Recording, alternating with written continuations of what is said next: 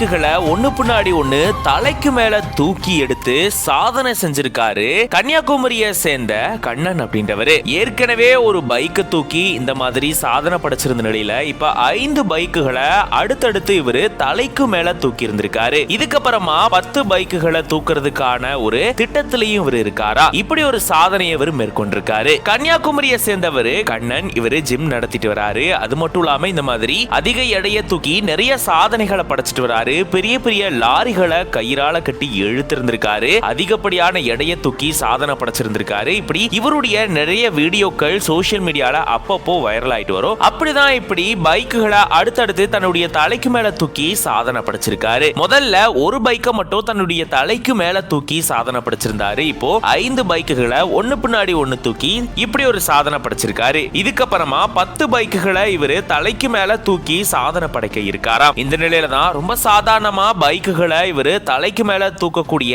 இந்த video social மீடியால viral ஆயிட்டு வருது. இவரு இதுக்காக முறையான பயிற்சியை எடுத்து இந்த மாதிரியான செயல்கள்ல ஈடுபட்டு வராரு. ஆனா முறையான பயிற்சி இல்லாம யாரும் இந்த மாதிரியான செயல்பாடுகள்ல ஈடுபட வேண்டாம். இது பத்தின உங்களோட கருத்துக்களை கமெண்ட்ஸ்ல சொல்லுங்க.